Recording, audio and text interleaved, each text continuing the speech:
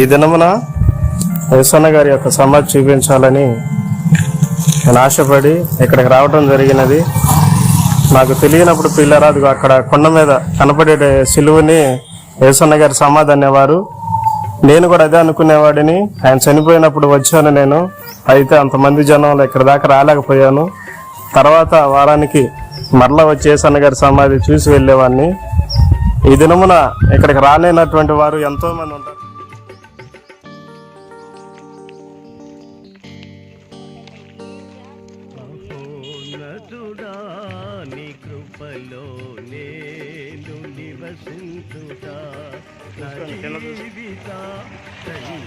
ఇక్కడికి రాలేనటువంటి వారు, ఎంతో దూరాన్ని ఉన్నటువంటి వారు చూడాలని యేసన్న గారి సమాధిని మరి ఆశను కలిగి ఉంటారు. వారి కొరకు ప్రత్యేకంగా ఈ యొక్క వీడియో నేను తీయటం జరిగింది.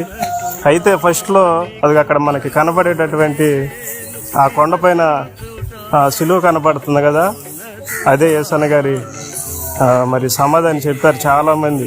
అయితే ఇక్కడికి వచ్చి నాకు అది కాదు, మీకు చాలా క్లారిటీగా చూపిస్తూ ఉన్నాను. ఇది ఎంతో గొప్ప దైవజనులు, మన ఆంధ్ర తెలంగాణ రాష్ట్రాలలో ఎంతో గొప్ప దైవజనులు ఆయన. మరి బలమైనటువంటి సేవ చేసి ఉన్నారు.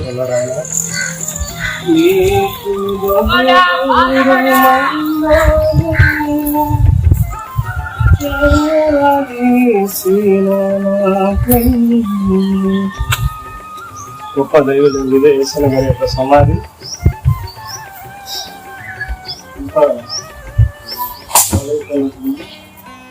గొప్ప దైవజనులైనా ఎన్నో అద్భుతమైనటువంటి పాటలు రచించినటువంటి గొప్ప దైవజనుల యొక్క సమాధి. నేను ఇది మూడోసారి రావడం. అయితే ఇక్కడికి రాలేనటువంటి వారు, చూడలేనటువంటి వారు ఉంటారు కాబట్టి వారికి కూడా చూపిస్తే బాగుంది అనేటువంటి ఆలోచనతో ఇక్కడికి రావడం జరిగింది.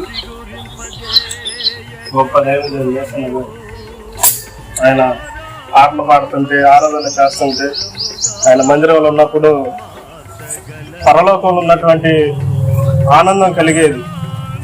కన్నీటితో దేవుని యొక్క పాదాలు కడిగినట్లుగా ఉండేది. నేను 2012 నుంచి యేసన్న గారి మందిరానికి వెళ్ళటం జరిగింది. అయితే ఇప్పుడు దేవుడు మనకి కూడా ఒక మినిస్ట్రీస్ని అనుగ్రహించాడు కాబట్టి మన మినిస్ట్రీ పనుల్లోనే నేను ఉంటున్నాను, మన ప్రభుత్వ మినిస్ట్రీస్ పనుల్లో. మరి ఇట్లా వచ్చినట్లయితే మేరక్క గారి యొక్క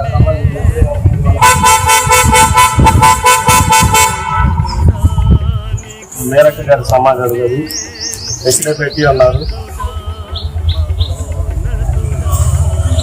టీవీ మేరీ అక్క సమాధి అది. ఇది మన దైవజనులు యేసన్న గారి యొక్క సమాధి. దేవుడు ఈ దినమున మీకు చూపించడానికి కృపను అనుగ్రహించాడు. అయితే తెలియని వారు కొండపైన పెట్టారు, అక్కడ సిలువ ఉంది, అదే యేసన్న గారి సమాధి ఆయన అనేవారు. అయితే అధికారులు పిల్లారా, ఇదే యేసన్న గారి యొక్క సమాధి.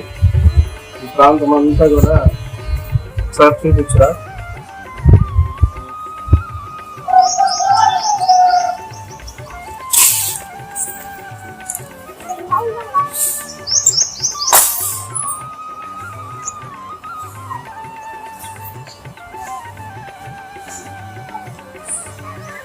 దేవునికి మహిమ కలుగునుగా. చూడండి పిల్లరా, ఇంత దూరం చాలా మరి దేశ విదేశాలలో, గ్రామాల్లో ఉన్నటువంటి వారు, చాలా దూరంలో ఉన్నటువంటి వారు చూడలేరు కనుక ఈ యొక్క వీడియోని చేయాలని నేను ఇష్టపడి చేస్తూ ఉన్నాను అన్నమాట.